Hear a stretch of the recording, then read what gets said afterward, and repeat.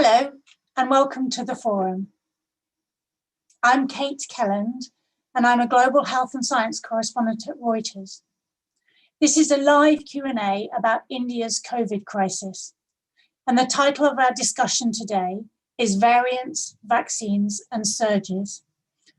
Joining me is Vish Viswanath, Director of the Harvard Chan India Research Center, and Louise Ivers, Executive Director of the Massachusetts General Hospital Center for Global Health. You can post questions for us on Facebook at forum HSPH, or you can email them to theforum@hsph.harvard.edu. The Q&A is jointly presented by the Forum at Harvard's T.H. Chan School of Public Health and by Reuters. India is currently experiencing a catastrophic surge in COVID cases, with nearly 400,000 new infections recorded every day. Today, India recorded more than 4,000 deaths for the second straight day, and the number of new infections is overwhelming hospitals.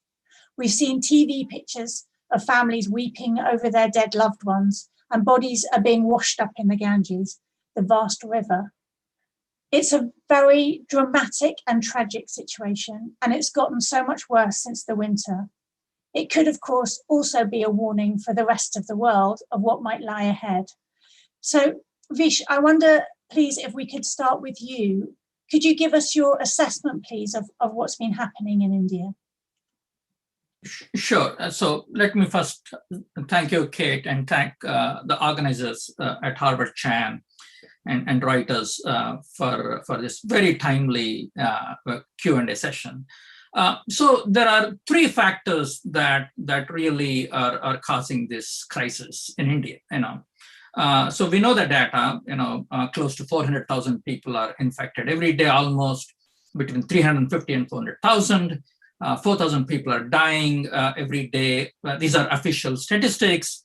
Undocumented could be much higher. So that we know, I think, and anybody who's exposed to media, news media, will know that. But there are three factors that I think we need to understand and contextualize for the current crisis. So one is, I think, a challenge of leadership, in a crisis situation. So what I mean by that, and I have a different take on this, and not about a single political party or political personality or groups of personalities and parties. Obviously, I think we'll have to assess how the issue of governance under this crisis, and we'll have to take a very close look at what happened. But I'm talking about in terms of coordination and leadership at a national and state levels, where you're developing these guidelines to whether it's in the clinical level or in the public health level, developing policies, developing enforcement issues in a very unified way, and providing the appropriate information at a national level and at the state level. That kind of a leadership is really necessary, and it looks like it is just not there. The second issue is that of not taking public health seriously. So I agree that if you look at the data, and if you look at the incessant pictures of funeral pyres, or as you said, bodies floating down Ganges, I think it is heart-wrenching or gut-wrenching. At the same time, even if you agree that tens of millions have been infected with COVID-19, because there are those that have been undiagnosed, still there is a group of billion people who have not been infected with COVID-19. And I think a lot of attention is being paid to the distress at the clinical level, and rightly so.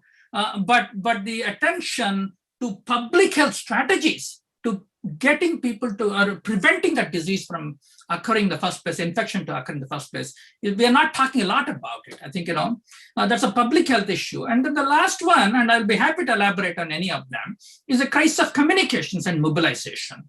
Number one, I think one crisis is, in communication, is that there is no, everybody, in the absence, in a great deal of uncertainty like this, people are trying to make sense. And when there is no clear communications and transparent communications, people try to make up stuff and rely on other people to make sense of it. That's a huge, huge issue. And there is a lot of misinformation, again, that is floating through social media. And the lack of instrumental information. You see people asking for beds, vaccinations, oxygen generators, because there is no central coordinated way to disseminate that information. And therefore, as a result of which, you are not able to mobilize the population to act in a unified way to comply with public health mitigation measures, which is very, very critical for this crisis to be minimized. I think these are some of the challenges. Thank you. There's a lot to talk about there. On a very broad population level. Louise, I wonder whether you could give me your sense of what's happening within the slightly narrower within the health systems in India and how they are coping or not. Yeah, I mean, I agree with everything that Vish has said, and it's just, I mean, it's so devastating. It's such a the human toll is tremendous. And as a medical doctor myself, my heart is just really breaking, not just for the patients and their families, but also for the healthcare providers, because they're working in these very, very challenging circumstances. And I think, the problems are fundamentally familiar. We had in the United States, we had our own surges of COVID-19, but we had better medical infrastructure to begin with, although we had our challenges. I think one of the especially saddening things at the moment is to see that here we are a year later, and many of the lessons that we learned about the things that we know work, whether that is in the hospital setting or in the home setting for those who are mildly ill, or from the public health prevention perspective, are just not really being cohesively put in place. And it's a very, very challenging situation. And can you give us a sense of how the Indian healthcare system would normally work under kind of normal circumstances, and where are its weak spots in this, where are the particular challenges that are posed by the COVID pandemic? Well, first, I think for those who may be watching who are not familiar with India, it's important to remember that it's a very large country with many states and a very diverse population and a diversity of access to healthcare in the first place. So typically at the federal level, there's a small percentage of the GDP actually spent on public health care. Although in theory, everyone has access to healthcare at a government hospital, a lot of times there has been kind of substantial lack of investment in those government hospitals over time. And this is a familiar situation that we see in many places. And by the way, I will add, the United States has not really heavily invested in public health in many circumstances too.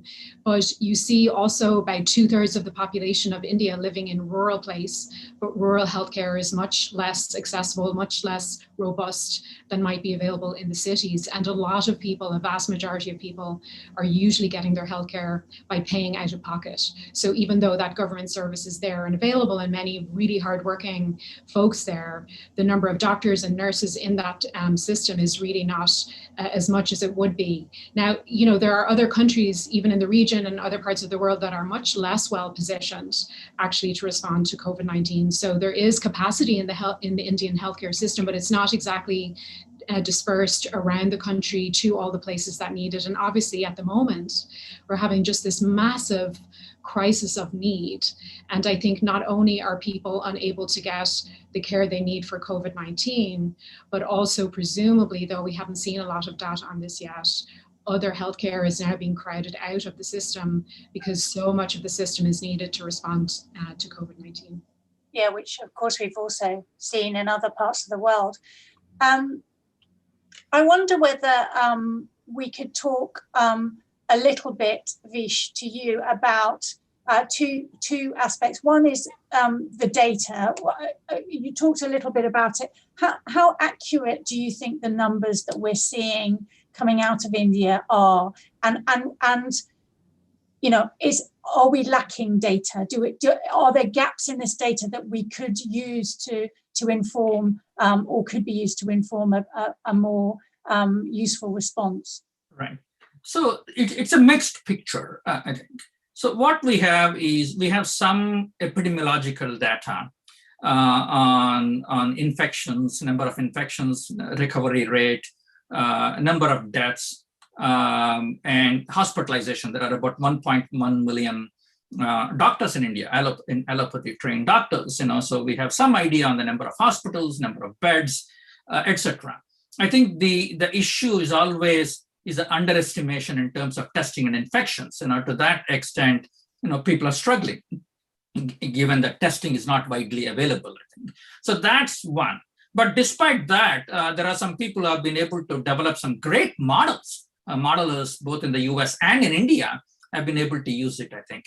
The real challenge there is data utilization, and that's not helping us because it doesn't tell you what kind of data you need in real time and how you can make a decision on it. And it's not very clear how those data are being utilized and models are being utilized, already being generated by a number of groups, research groups, in India and here. The second issue where we lack absolutely no reliable data on the population side, on the behavioral side. We don't know how many people are wearing masks. We don't know how many people are staying at home. We don't know how many people are doing hand washing. And we don't know why they are doing or not doing it. And these are data that are underestimated, because they are not as dramatic as a patient gasping for breath outside a hospital or a funeral pyre. But the fact of the matter is these data are extremely critical to develop the appropriate public health strategies and communications. And those data are really not available. So. And as you say, there are these billion people who haven't yet, to our knowledge, been infected, and they're the sort of invisible ones, but it's incredibly important if we can find ways to protect those people from infection. I have to ask about the variant as well, and so there was a variant which I think we don't call the Indian variant. It's called B1617. It has just been labelled a variant of concern by the World Health Organization. How much do we know about the variant? How much data are we getting? And could it be that variant that's driving this surge? Is it a symptom of the surge or a driver of the surge? Maybe I can take a comment on that first. I think certainly we're seeing this variant really emerge as very predominant in the outbreak and the surge in India right now. I think it seems indeed that it's very likely this is a more transmissible variant. It seems as though it might be as much as 2 times more transmissible as other variants. But I think it's important to think about all outbreaks as being both, microbiological and social. Like the microbe, in this case, the virus, has to land into a context in which it can thrive. And so what we've had in many different places over the last year, and now in India at the moment, is this perfect storm of both a variant that seems to be more transmissible and also an environment in which it has been allowed to thrive, or it has found the opportunity to thrive. And for a variety of factors, including, mass gatherings, whether they were religious or political, or just the fact that for many poorer countries or middle income countries, they are having to endure these, other approaches, these public health approaches of social distancing or masking or lockdowns.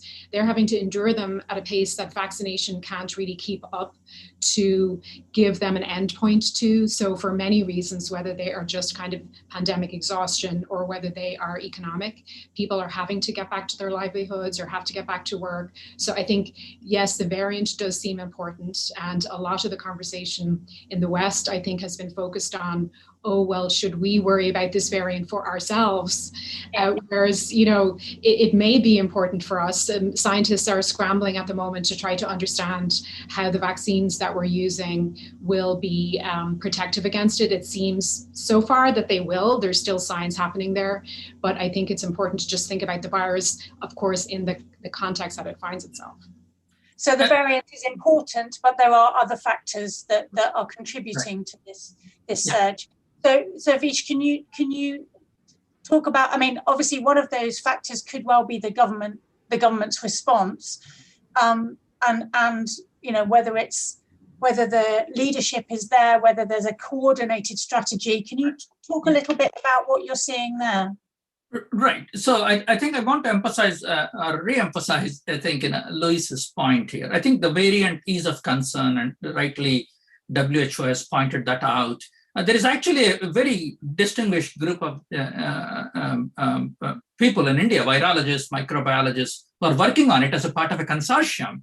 They are actually doing the sequencing, identifying the genetic signatures. They are actually trying to do small testing in animals to see the transmissibility and the effects of the mutants on antibodies, etc. So actually, there is some very interesting work going on in India, even as we speak, and this consortium is actually convened by the government, and some really interesting work is going on. And the reason I'm emphasizing that is there's a tremendous amount of expertise that is already available and at work in India on these very same issues we are talking about.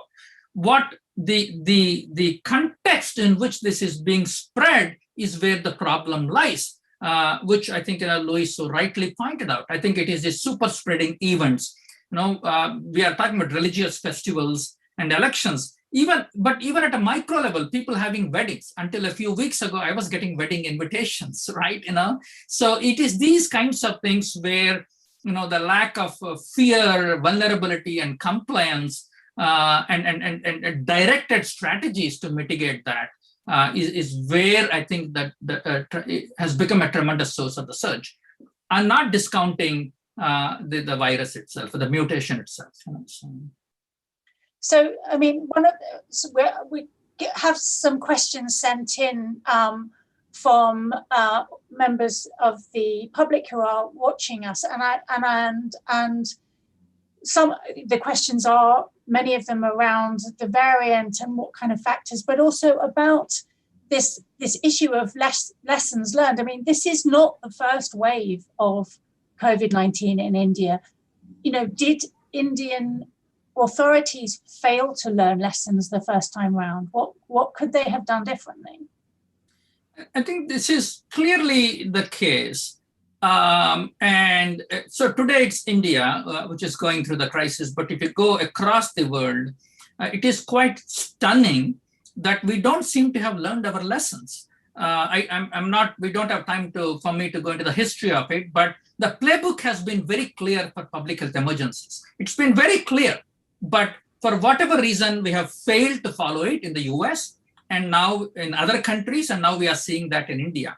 If you go back and look at what a number of Indian researchers have been saying, a number of researchers in the US have been saying, clearly they have been warning that it is not over yet. Even when the surge started, when the infectious rate started going down in last September, they were warning us about it.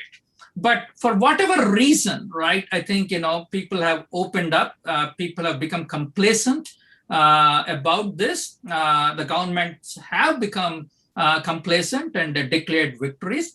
And people, there was a tremendous pressure. This is a point that Louise began alluding to, right? There is this framing, which is very unfortunate, lives versus livelihood. And so when you frame an issue that way, you already lose it, right? The lives, in the interest of livelihood, lives lose the place. And that's what has happened because the economy tanked. It has been a significant adverse impact on the poor, the marginalized, and therefore governments were shy of, of taking any coercive corrective measures, as a result of which I think, here we are, and people have been seeing this trend from March. But had we been prepared, and I think, partly also we use this term first wave, second wave, third wave, as if it's disappearing. It's not going anywhere. It hasn't gone anywhere. It's right there. It's just looking for ideal conditions, optimal conditions. And so, yes, it's a short answer is I think we collectively failed to say this and take appropriate measures and get ready for this, and my big fear is it will happen in the US unless we get the vaccines done completely, and other countries, and India will face the same issue all over again.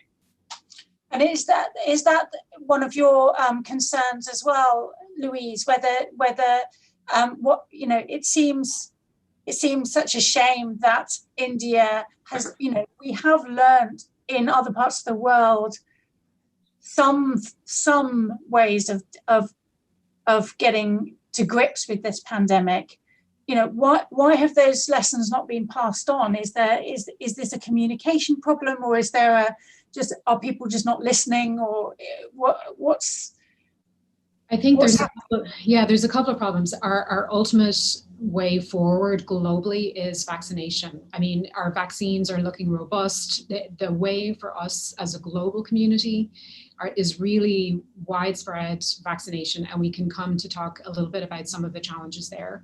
In the meantime, we're asking people to really endure to endure quite challenging circumstances, whatever they might be, whatever socioeconomic level you're in. The challenges of staying home or distancing are not to be, messed with. It's hard. And so I think from a leadership perspective, it's absolutely about trying to communicate with the population. And that can be quite hard if you have historically not really been trustworthy. So I think some of the challenges we see, and it's not specific to India, but around the world, is that if the public health system has not really served the people well, then the people are not always necessarily totally trusting, and it's understandable.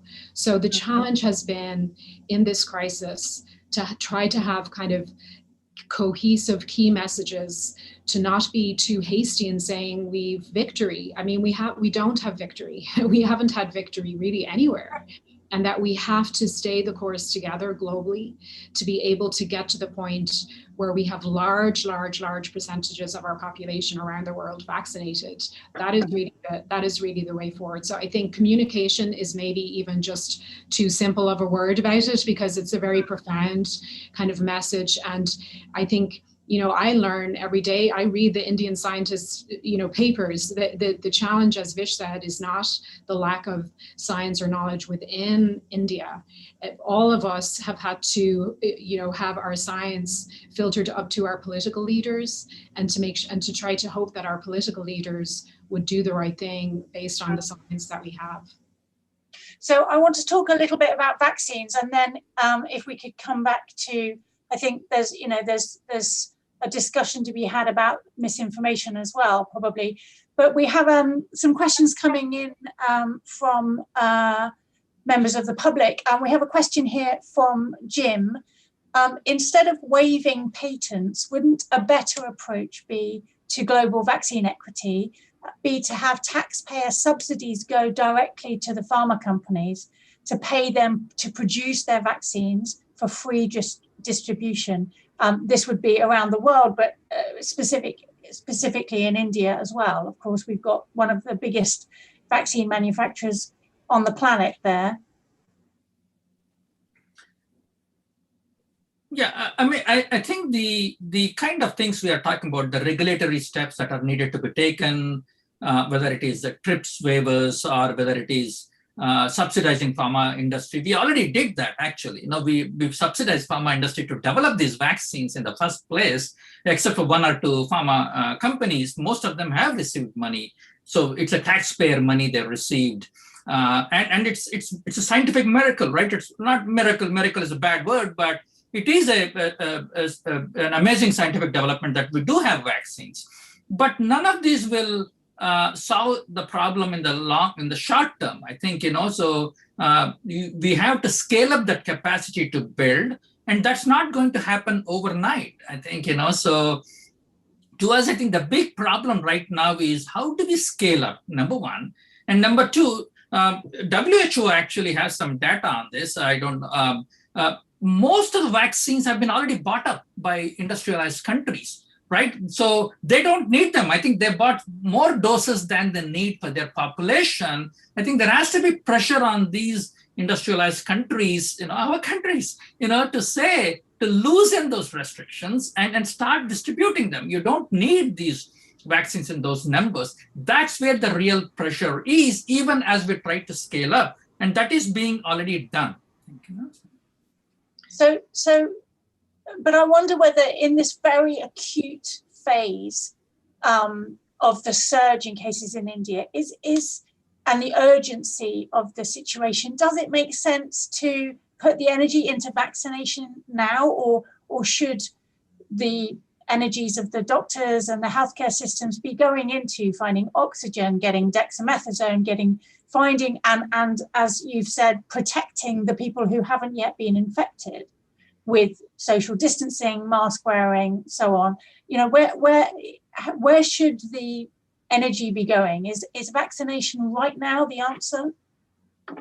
I would say, look, we need to have a whole of government approach. There needs to be a whole of government approach to any pandemic, and that is true for any country. And when you sometimes actually we kind of falsely pit one aspect of the pandemic approach against the other, when really what we just need is more energies. This is an absolutely devastating pandemic, economically, health-wise, lives-wise. Like, we should be all in here. I think we can't relent on the drive to get vaccines to people.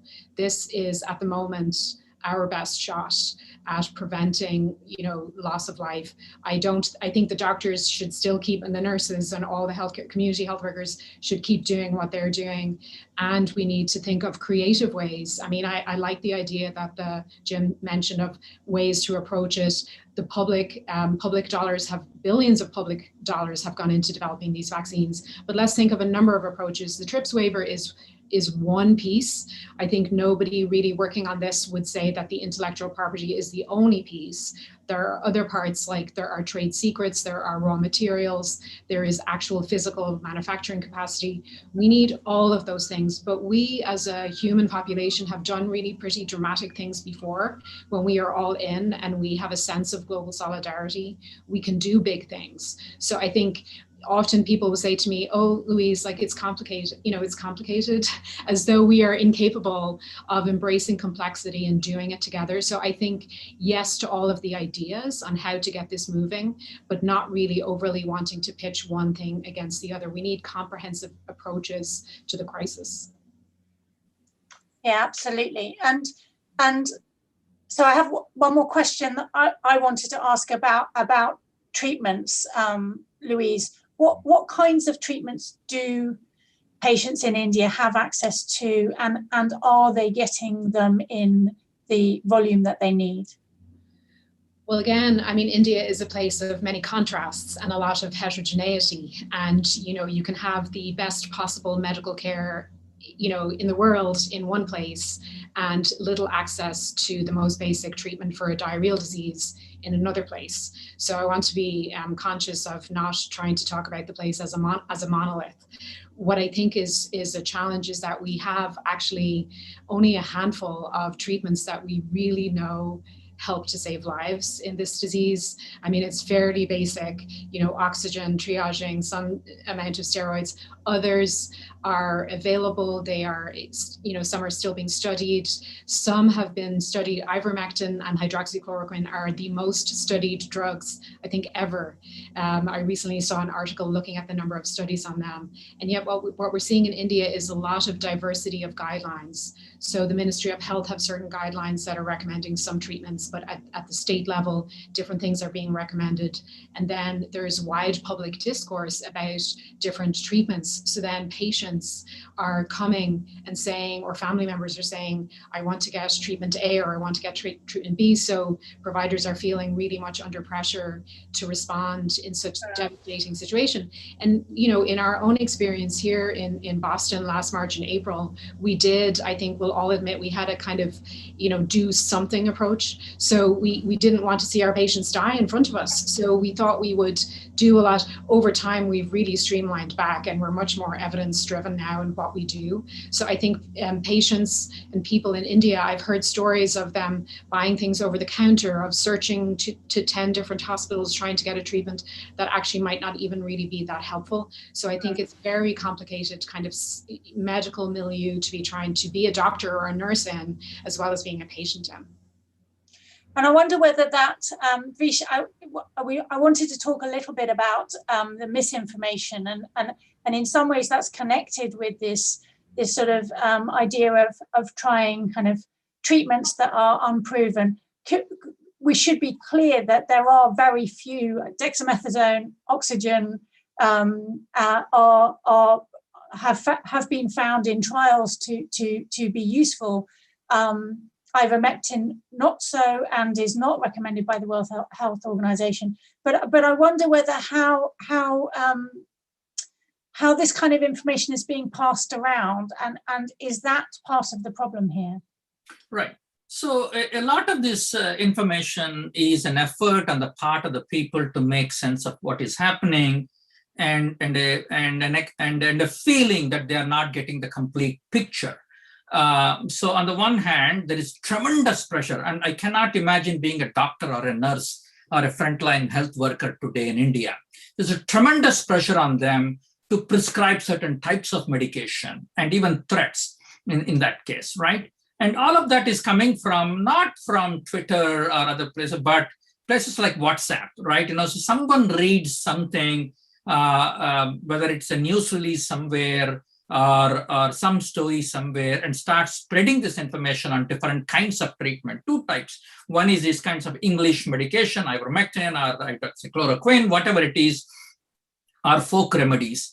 And then in turn, because there is a lack of this unified information or messaging, which I've been talking about, people are now trying to do their own selective interpretations of this. They're not clinically trained, but they know enough to say they have to go and demand it. And when it is not available, they have to use their connections or money to go out and buy this medication, even hoard it, or go from pillar to post to buy this medication. I think that is the challenge we have right now, because a lot of these conversations are happening in media outside clinical control of any kind. So I want to go to another question from the audience now, and this one is on how we can really help India. It's a question from Nava, and it says, what can or should we do to really help a country address this crisis? Not in academic terms. I mean, obviously we're all sitting here talking about it, but is there something real we can do? And the question says, in a real and timely, needle-moving sense, what what action can be taken? So I can go ahead and answer this one. The first thing is trying to talk to people in India, the institutions in India, the groups in India. What is it they need, right? It is so because, and this is, I keep saying this, right? Because we are seeing these incessant pictures of funeral pyres and oxygen, people gasping for breath for oxygen, etc. We all think of this in terms of clinic and somehow get anxious to do something, which is a good thing. The bad thing is, do we know that this is what they need? What do they need at this point? So one thing I would urge people is to talk to people in India, talk to groups in India, talk to physicians in India and nurses in India who are on the front lines, the NGOs in India. That's first thing I would do. Second, there are a large number of groups, very well-meaning groups in the United States, collecting donations, collecting equipment and sending it to India. I don't want to name them for obvious reasons, each individual one, but there are, on the internet, there are a number of these very reliable organizations. Obviously, you want to make sure these are reliable, but there are a number of very registered, reliable organizations which have the capacity, because it's just not easy to send foreign exchange into India. It's just not easy to send oxygen generators to India, right? So you have to have a system and infrastructure in place for distribution there. So there are a number of organizations, you can go to them, donate money to buy this equipment so that they can transfer it appropriately. And then work with groups in India, because it's just not enough to send it there. They have to have the capacity. As I said, there are just about 1 million doctors in India, for 1 billion people, or more than 1 billion people. They're just overworked. So, and very few specialists. And now they're enlisting specialists, radiologists, anesthetists, whoever is available to come and help here. So what do they need in terms of help to take care of issues? I think patients. So I would first start talking to people there. Then I would rely on some organizations here to figure out what exactly is needed, rather than jump the gun to start sending material. Yeah. So sorry. I was just going to add to that. Is that okay?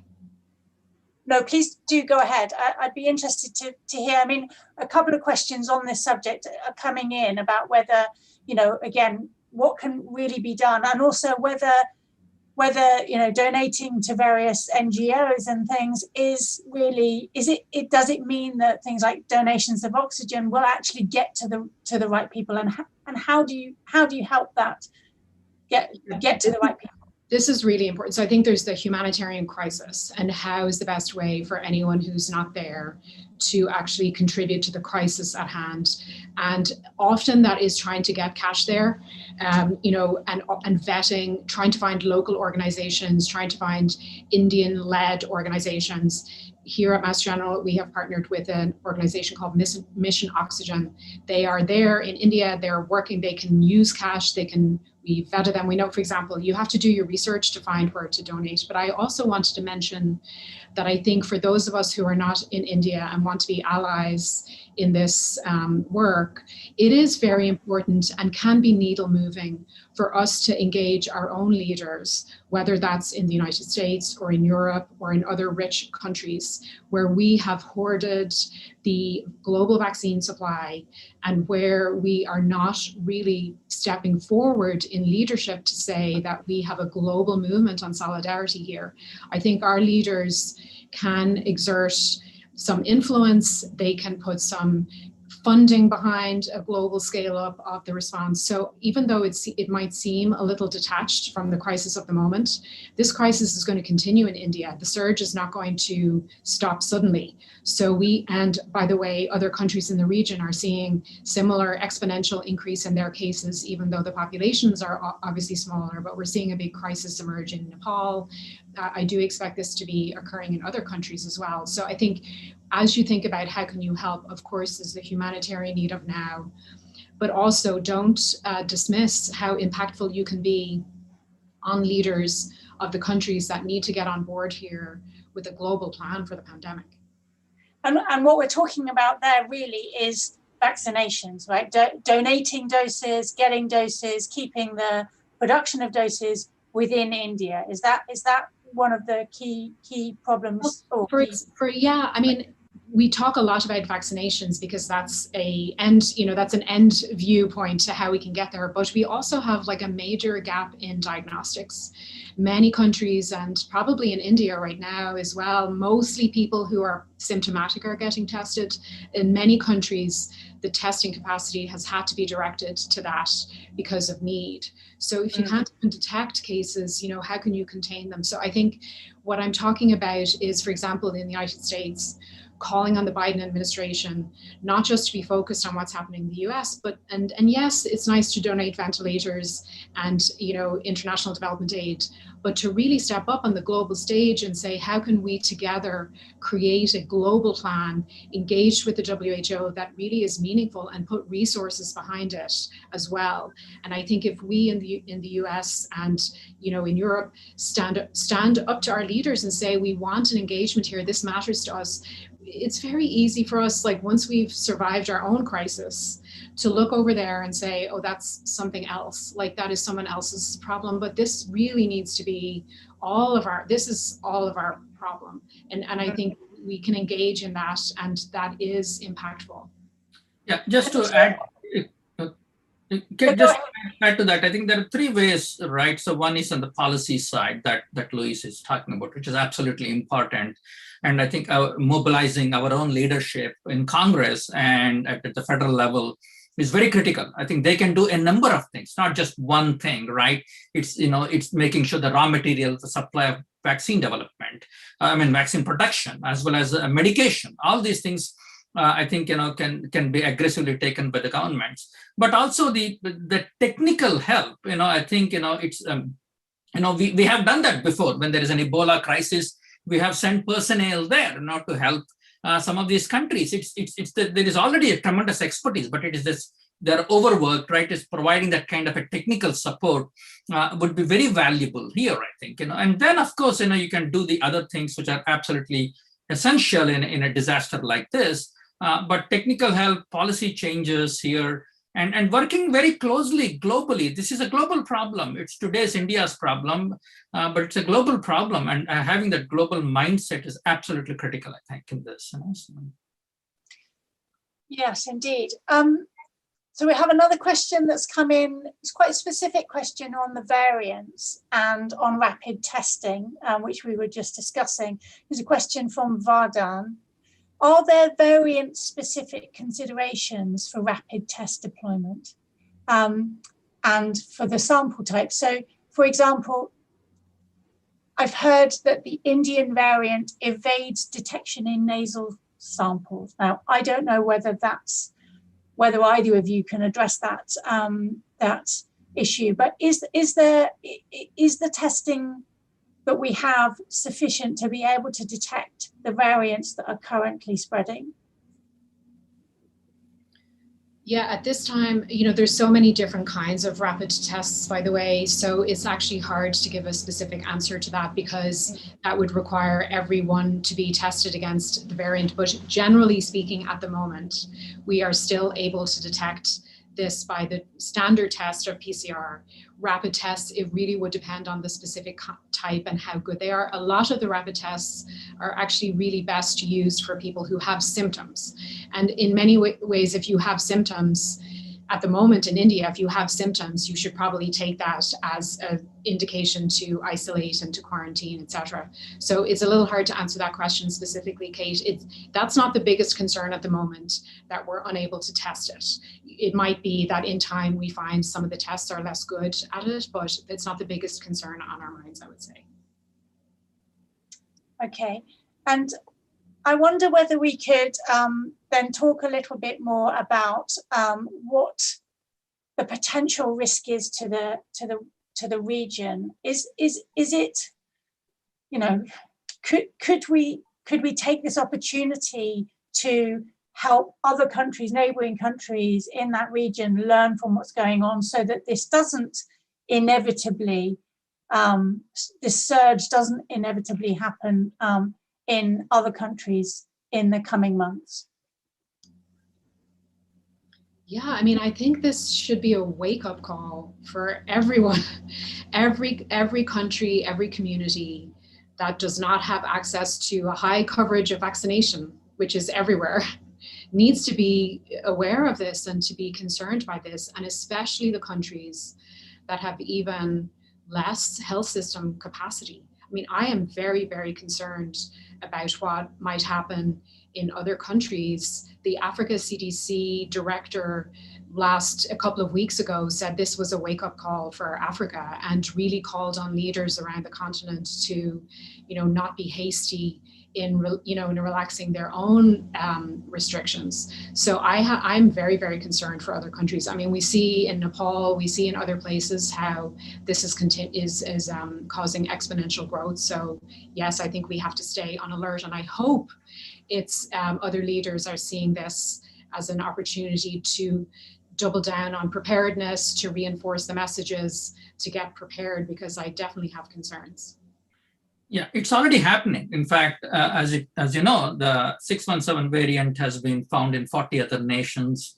You're already seeing an uptick in cases where there have not been cases for a while now in South Asia, in Southeast Asia, and other parts. So again, I really, really don't want all of us to be here on another call a month from now, 2 months from, 6 months from now, discussing the same issues, because that's what is likely to happen unless, we learn and take action right away. And so maybe getting vaccines to those countries, more vaccines to those countries that have not yet seen this is a priority. I have another question on that. From Marla, again, it's on vaccines. Should we be prioritizing vaccinating children and teenagers in the US? I think it's about to start in Britain as well. There's a discussion when they seem less impacted by the virus, and when there are adults, vulnerable adults in other parts of the world who have received no vaccines. I mean, talk about losing sleep. Like, I mean, I can't sleep at night thinking about this dichotomy, and, you know, it's a tragedy. I mean, the US has, I mean, I'm delighted for adolescents and teenagers, and this will be impactful in local transmission in the US and in Europe. And yet we have healthcare workers still on the front lines who don't have vaccine. You know, rich countries are 25 times faster now at getting their people vaccinated than poorer countries. Less than 1% of, you know, global vaccine has gone to the African continent. You know, it's a moral catastrophe. You know, we have to do something about it, whether it's specifically, you know, stopping adolescent vaccinations and pivoting. I mean, there needs to be a bigger plan. We have to look at beyond our own borders. Like, it makes absolutely no sense to be thinking that we could isolate ourselves in some country that has some, you know, political border to it, and be somehow not engaged in a global movement around trying to resolve the pandemic. So I appreciate the question. It's a big challenge. Right. I think that's what I meant by global mindset, Kate. I think if you start framing that way, one against the other, from a public communication perspective, we are already losing the game, right? Because then you can easily say parents, you know, if either Louise or I say one should do the other, you can easily see parents getting angry. You're actually mobilizing a group of people who are against it, right? You know, even though we are vaccinating children because we want to make sure they're healthy, we have a healthy summers, but, you know, frontline workers, high-risk people are not getting it. But I think that's the reason it's a, you know, pushing that global approach is very critical, so that we don't use this kind of oppositional frames. Because anytime we use this oppositional framing from a communication perspective, I think you're already mobilizing people on one side of the frame or the other, and then that, you know, the battle is lost. Yes. I'll just add that, generally speaking, I think a fundamental theme in global health equity, and if we just pause on COVID for a minute, but we think about diabetes and access to insulin, you know, humans have created a false notion of scarcity of medical supplies. Like, vaccine scarcity is a falsehood. It is created socially, and therefore we can socially deconstruct it. And, you know, this is a mindset shift that is, you know, I'm sure I'm going to have people telling me that I don't understand capitalism or innovation or whatever, but, you know, this is something that we can actually change. And I really appreciate Vish's point about communication being key here and not pitting the wrong people, because we end up arguing, pitting one solution against the other when we need all the solutions. Yeah, we need a global approach.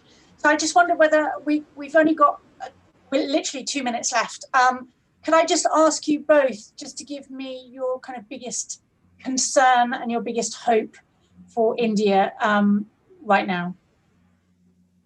Vish, you go first. I think my biggest concern is a lot of attention being paid to the clinical side, which is absolutely needed, hospitals, the clinical systems, the healthcare system, but not sufficient attention being paid to the public health mitigation strategies and public health communication strategies. If we don't do that, I think, you know, we still have 1 billion people who are yet to be infected, so to speak, and we really need to prevent that. And that's my big concern. Again, it's not either or. It is just a question of bandwidth and attention. You know, my biggest hope is, I think what this has done more than anything else is it has mobilized people in ways that you could not imagine. I think, you know, entire globe is paying attention to this. You know, pretty much a lot of stakeholders are paying attention to it, and they're putting pressures on their own government to take actions. And my hope is that this kind of a global attention could be capitalized to take this kind of a global approach, equity approach, and really, you know, start solving the problem in India, but also start paying attention to a number of these other countries. This is an opportunity that should not be lost. Thank you. And Louise? Yeah, I think my biggest concern is just really the suffering. I mean, the suffering of people, their families, the healthcare workers, the tragedy, the loss of life. I mean, it's really heartbreaking and devastating and in many ways preventable. And I would say my biggest hope is that we actually know a lot of what to do. We know what to do, and we have to embrace the idea that we could, at least to some extent, deliver. Thank you. Thank you so much. It's been a fascinating discussion, and thank you both, Vish and Louise, for fielding everyone's questions. The Q&A was presented jointly by the Forum at Harvard T.H. Chan School of Public Health and by Reuters. Thank you so much for watching. Thank you for having us.